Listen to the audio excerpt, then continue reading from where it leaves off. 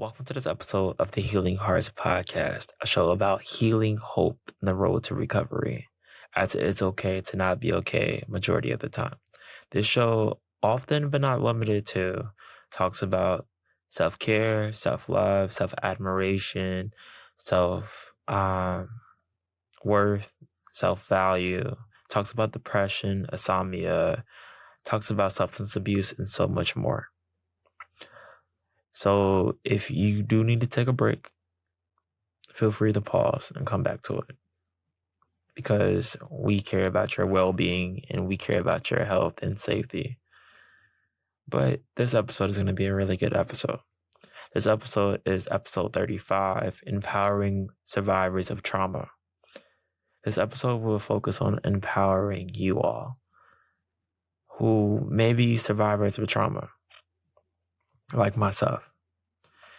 Me, on the other hand, I am a survivor of many different traumas, many different things.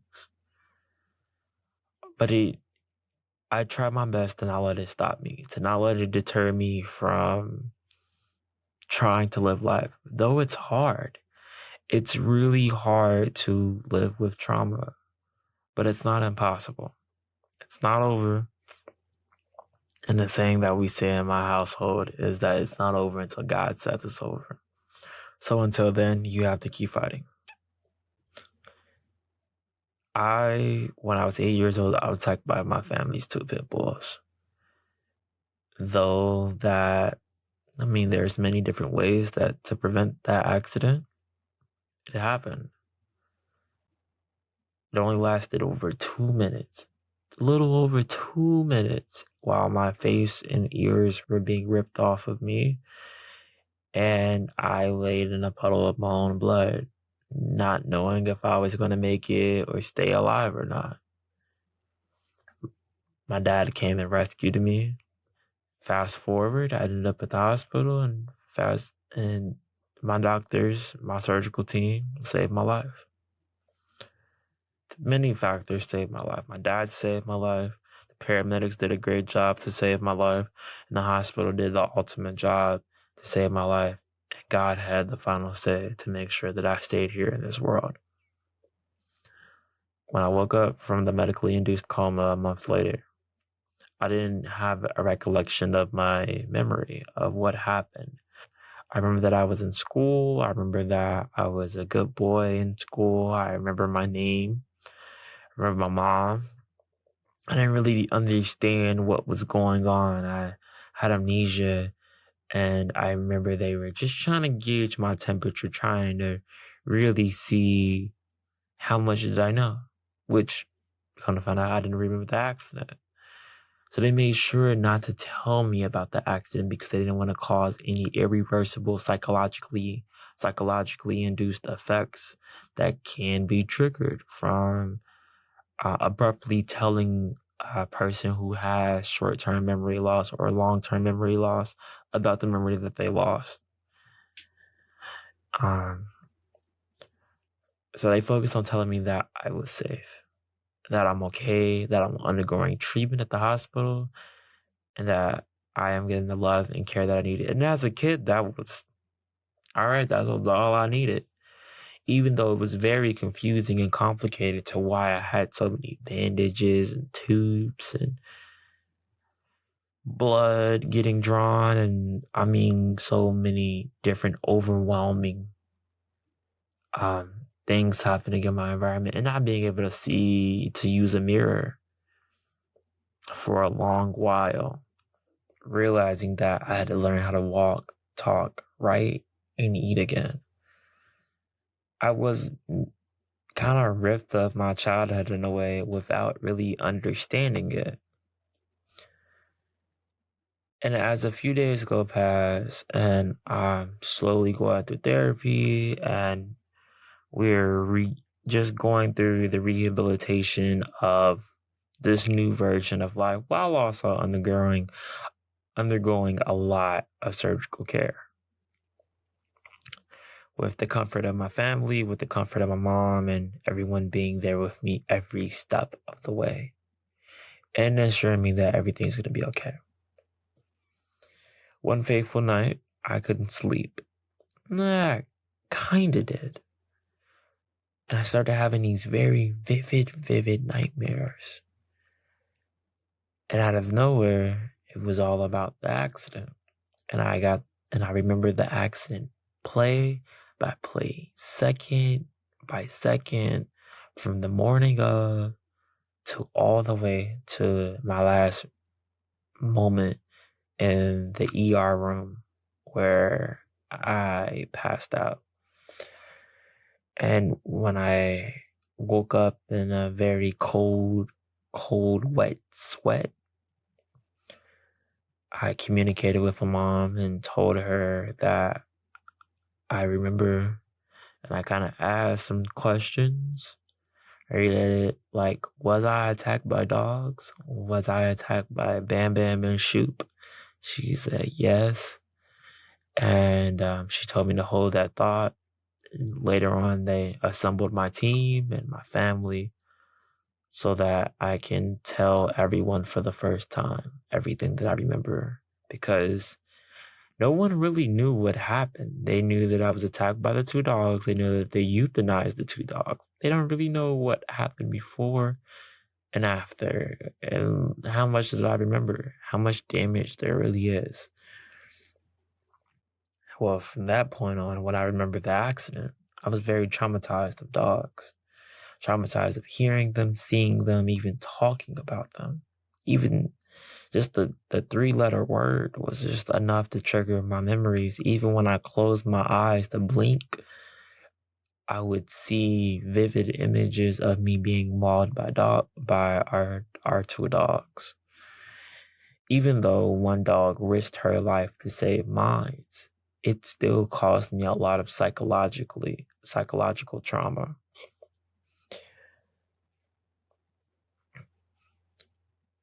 I've always been a funny kid, a kid with a warm heart and willing to give what's mine to make someone else like life better. And in my recovery, after sharing my story and starting the journey of rehabilitation, even just not physically but mentally recovering from remembering the accident, but I remember walking around the floor and remember people like, oh my God, like he's such a remarkable young man. Can I hear his story?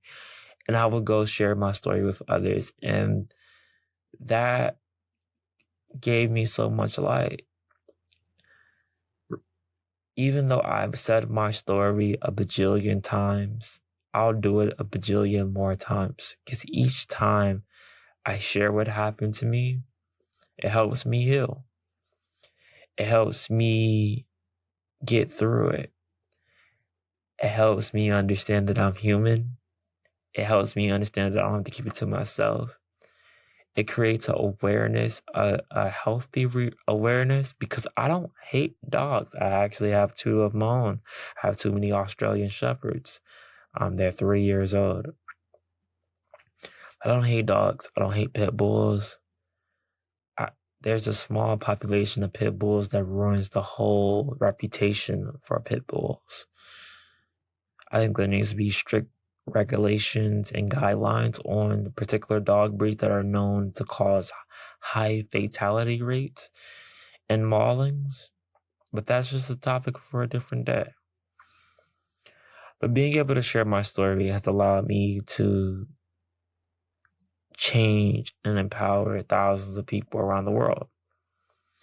Especially in the beginning, it was all in the hospital. Everyone in the hospital knew who Joshua Dixon was. They knew that I was a kid. They knew that I loved ice cream, that I loved my grapes. I would eat 2-3 small bowls of grapes a day with grape juice. They knew that I loved that. They knew that I was like the bingo king because I loved to play bingo. But they knew that I had a heart, and they knew that though I've been harmed, though I've shed tears, though we've all shed tears together, though I've had moments of anger and frustration about the accident, towards the accident, I still had hope for a better tomorrow. And I wouldn't have that hope if it wasn't for the community that was around me. And they said they wouldn't have had that hope if it wasn't for me. So love comes in a circle. Love came in a circle for me. Being able to share my story with other patients, with other parents, allow them to make better choices in their lives and in their health, and allow them to see the world in a happier way for themselves, to let them know that, like, hey, even though I'm going through this really hard, very painful time, there's a young man, a young boy that says that it's going to be okay. So if he can get through it, so can I. I think that's what's important in a society like ours is in order to empower, in order to support, in order to uplift one another, we have to share. We have to talk about it once we feel comfortable and safe to do so. And I have a rule. I have a rule about talking about things that are sensitive. And that rule is I am not allowed to talk about things publicly or privately that I haven't discussed with myself. Because when I was growing up and the news media was trying to like have conversations with me and exploit me and use me to have their next big break, I was just pushed into sharing a lot about my medical history and my story that necessarily I wasn't ready to talk about. I wasn't ready to talk about it at that time because a lot talking about trauma often hurts. Talking about the things that pains us hurts.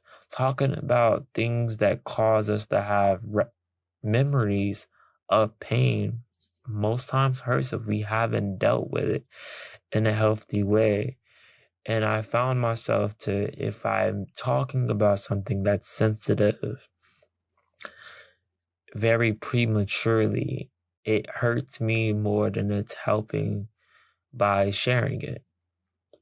So I make sure that I have those conversations with myself before I can have them with someone else because I need to always remind myself that I am safe.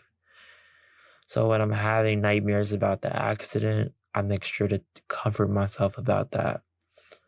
When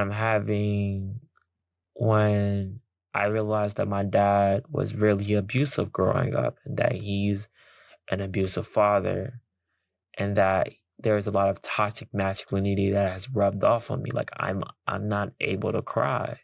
It's really hard for me to be able to cry. I have to be in immense physical and mental pain really immensely in order to just get some tears out. Because in the back of my mind, I can always hear my dad say, "Real men don't cry." Well, okay, my dad doesn't talk like that, but I can't repeat the same words that he said to us, but he just said that real men don't cry, and if we cried, he was gonna put us in a pair of women underwear and parade us in front of our friends and show us what crying is for weak men. So me and my brother, we were unable to cry as adults. We had that kind of butchered into us that we're not able to cry, that we had to undermine our emotions.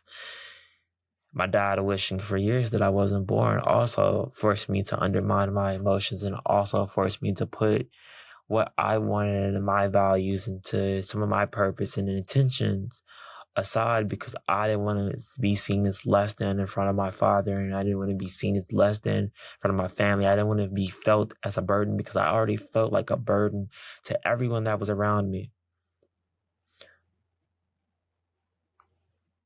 When I first started to champion my life, becoming a champion of being a survivor of being attacked by 2 pit bulls, being a survivor of having over 50 plus surgeries right now excuse me, As of to June 26, 2024, I've had exactly 62 surgeries. I'm a survivor of those. I'm a survivor of bullying. I'm a survivor of cyberbullying. I'm a survivor of domestic violence. I'm a survivor of sexual assault. I'm a survivor of child abuse. Because ultimately what my dad did to me growing up was point blank simple child abuse. I'm a survivor of racism. I'm a survivor of discrimination, and I'm a survivor of myself. I've had 2 suicide attempts. I am a champion of my trauma. I'm not trying to trauma bond with anybody. I share my story, and I share the life that I've lived after. Because I am not what happened to me. I am what I've done after. I am my strengths. Some of my strengths are some of my weaknesses, like my vulnerability is a strength of mine. And I champion that because being vulnerable and being open and honest and transparent has kept me alive this long, and it's going to keep doing that for me. And just allow me to connect with people around the world, allow them to champion themselves and understand that they should admire themselves for all that they went through and that they can continue to go through it one day, 1 second, 1 minute, 1 hour, 1 day, 1 week, 1 year at a time. I keep a counter on my phone to remind me that I am 1,274 days into my suicide sobriety, which means I've went 1,274 days without having a suicide attempt. I'm very, very proud of myself. And to overcome that is having community, being able to share what I've been through with someone who I love and trust, and allowing them to listen to me, to provide me with the care that I need. And also just, this is something that I've learned recently, is if you don't know how to reply to someone about someone who confides in you, ask them this: how can I best support you right now? How can I best help you right now through what you're going through? How can I best be there for you? And if they don't have an answer, that's fine. But they might have an idea, or they just be like, just keep showing up. Keep checking in on me. I might not reply, but know that I care about you checking in on me, because you help me feel seen. You help me feel valued. You help me feel like I'm enough. Though that I'm healing from this trauma that has changed me physiologically, and because of you, I can get through it. Because of you, I can survive. Because I see people like you online, that I see other survivors, I know that I too can get through this, that I too have a community out there, that there's someone out there that represents me and they're doing a pretty good job, and I can look up to them. It's community. It's whether we have it in person or whether we have it online. Because online is really important for us to connect with one another, whether we like online or not. Online has been where people have been able to connect with one another, been able to connect with each other. And being able to connect with a community that represents you is very empowering. So for all of you that's here in the Myra community, we all are family. We all are a family of diverse roses, and we live on the principle that it's okay to not be okay majority of the time, and there's going to be good seasons and bad seasons, and there's going to be maybe months, maybe years of wilting, but that doesn't mean that we're dead. We're recovering, we're healing, we're thriving, we're planting roots. We are rediscovering, redefining, revaluing. We are discovering ourselves for the first time. Sometimes every time is the first time, because we're unlocking something new. A new chapter, a new beginning always awaits. Your heart, as long as your heart is beating, your lungs are breathing, or at least somewhat, because sometimes I had breathing problems for a long time, and I had bronchitis recently, so I knew how that feels. But as long as our heart is doing a pretty good job, we can keep going. We can keep fighting together, and we can look forward to that day where the storm isn't affecting us, where the storm passes over, where we're able to see the sunshine, where we're able to take in the warmth and the beauty, where we're able to blossom like a rose, where we're able to have a season of growth and blossoming.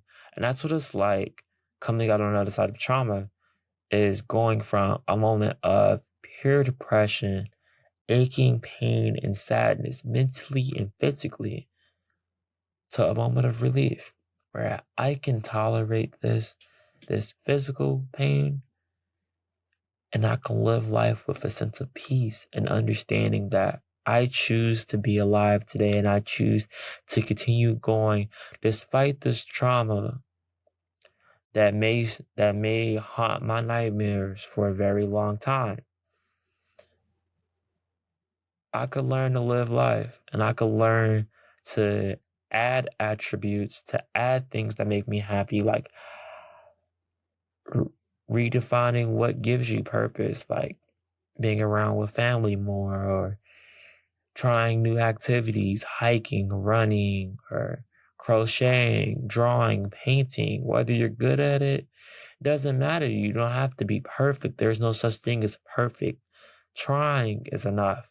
Even just writing down something is enough. Journaling is enough. Writing a book, that's a lot. But sometimes some people might do that, might write a whole journal. You don't have to share it with no one. It has to be just for you. Add on it. Add on that each and every day. All of those count as success. Each day counts as a success by itself. Even if you did nothing in that day counts as a success, because now you've survived one more day since the trauma that has happened to you. And if you can do that, you can do it again, and you can multiply that. You can build on top of that. We're building success. We're starting from the ground up, and we're building on top of that. So it can be just counting the days, getting through the days, having days where you don't even remember where you're not even focused on the trauma, having days where you're able to deal with the pain, having days where the pain is actually getting better, or the medical care is actually finding a solution that can help you through the trauma, through the physical trauma, or even just mental trauma. Make sure that you seek out for help when you need help, because people can't read your mind. And it's better to be safe than be sorry. We rather have you in this world than not have you, because the world is better with you in it. And to have a better world with you in it is, we have to create a safe place for you to be able to advocate for yourself. Because often than not, when we're in trauma, we lose the voice to advocate for ourselves, and we get in this peril where we're just kind of stuck. We don't know what to say. We don't know who to talk to. We don't know what's going on. It's just this uttermost just frustration where life is going past fast, but also slow, and it's just draining. But being able to speak up, to provide a safe space, to be able to not judge one another who has gone through trauma, whether it's sexual assault, domestic violence. We can have an opinion because we love someone. Love creates many different emotions. Loved ones can be angry about what happened to you, be sad, be mourning about what happened to you. So the unpredictable reactions are a part of the game. But support is what's needed to get through trauma. Having that support, having that community, having yourself, having your own back, giving yourself grace, and understanding that today might not be a good day. Today I might have X amount of flashbacks. That doesn't stop that from being a better tomorrow. Because Your resilience started from when you were very young. You've persevered and thrived through many different situations that you might undermine today. And yet, some of us have been through some very intense traumas between being an infant to now. And look at you, you're still here. Give yourself a pat on the back. That's resiliency. You have gotten through it. You deserve to give yourself praise because you're doing the best that you can with all that you got. I know it sounds like I say that a lot, but it's very true because we don't appreciate that enough. We always feel like we need to be doing more. We need to be doing better. We need to be doing everything. We need to be doing excellent. But you are. You really are. You're doing great. No one's counting you out. Don't count yourself out. You and God, or the faith that you believe in, because I'm open to other faiths, you, God, and the faith that you believe in are the final saves. People can count you out. Your friends can count you out. Your loved ones can count you out. But you can't count you out. You have to hold on to it. I support you. I love you. I cherish you. And I know that life is hard and life be life. But with taking the simple steps of acceptance, of acknowledging what happened, of sharing with loved ones that you can confide in, or having a professional like psychiatrist or counselor or therapist, someone that you can confide in and gain resources through, can be the steps forward. Even having a service dog or even having a pet, taking care of them, allowing yourself to heal pretty much through them, because we need others to heal. We can't do it alone. We need others to heal. We can do it by ourselves, but a lot of the work comes from having a community and having support and having love, having honest and open and difficult conversations. Instead of having the white elephant sit in the corner of the room, the white elephant got to sit at the table and have some tea today, because that's how we get through it together.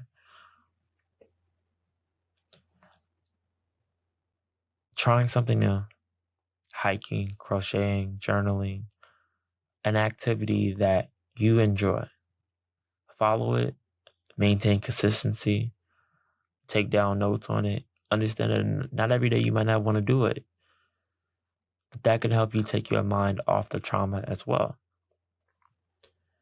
And slowly expose yourself back to life, because life does resume. We're going to have these memories. We're going to have these scars. And life does carry on.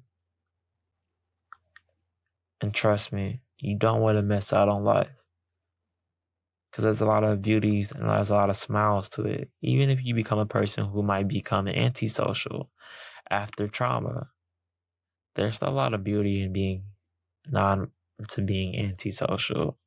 There's a lot of beauty to being social, or even dating again after being sexually assaulted. It takes time. Small steps. Remember when you were an infant, you crawled before you walked. You walked before you ran. You ran before you drove a car. That's if you got in a car. That's if you drove a car. Or maybe rode a bike. Whichever or. There's progression. So there is progress. Value the progress over the perfection, because the progress is what's going to help you get through the times of trauma. And as the time goes on and you get months and years, maybe even decades after the incident, you're going to have so many amazing outward looks that has added to your life, that has been a great source of hope and love in your life, that trauma becomes a very minority thought, a minority action, a minority presence, a minority permanence in your life, and it doesn't outweigh the greatness in your life. Because when trauma happens, we feel like we start at zero. There is nothing great, and there's all these things bad. So we have to start building up the greatness. We have to start building up a little bit, and it outweighs it. I hope you love and enjoyed this episode and got to kind of see where I'm coming from. If you want me to extrapolate more, I can. Trauma is going to be different for everyone. And the way that we look at it is going to be different for everyone. But some of the basic principles that I can share for us to get through trauma is first, acknowledge, understand what has happened, seek help if you can, confide in a community or confide in a loved one, be able to share and express your emotions with them, give yourself grace and kindness, and understand that every day is going to be a great day. Understand there's going to be some hard years, some hard times, and maybe even the anniversary of the trauma may be the hardest time for you each year, like for me. Understand that you making it through the trauma is the beginning of your resilience. That's something worth acknowledging and not giving up on. That you are stronger than what your mind says about you. You are stronger than what your PTSD determines, what your PTSD says about you. You are stronger than what your depression says about you. You're stronger than what your anxiety and what your fear says about you. Instead of choosing fear over love, I rather you choose love over fear. Because you've gotten through the worst. Now it's time to just make that uphill climb together and to slowly build on, add new things, try new routines, things that make you happy. And you only know what makes you happy if you experiment. Can't give too many recommendations on that because everyone's different. Though we are different, there is a lot of common ground. And it starts with that one effort, one day at a time, even if it's just going outside, getting a breath of fresh air. Or if you're in a very pollinated area and you can go outside, it can be just watching your favorite television show, or it could be crocheting, it can be knitting, it can be gardening indoors, it can be cleaning up. For my mom, she loves to clean. She's able to process a lot of her trauma and a lot of what she's going through just by cleaning. That's a therapeutic thing for her. For me, creating art and being a motivational speaker is very therapeutic for me. Being able to turn trauma and the journey from trauma into wisdom to help others is very therapeutic for me, and it keeps me going and it helps me build on past that trauma because I am not what happened to me. I am what has happened, what I've done after what has happened to me. I'm not defined by just being attacked by pit bulls. I'm defined by many great traits of strength, resiliency, leadership, integrity, creativity, and so much more. That is who I am. Now, I'm not just my adversities.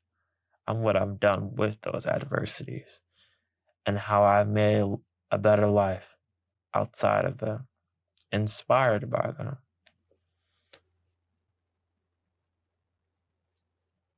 This is a long episode, but I hope this episode helps you. I'm sending you lots of love and hugs, and I hope you have a great day.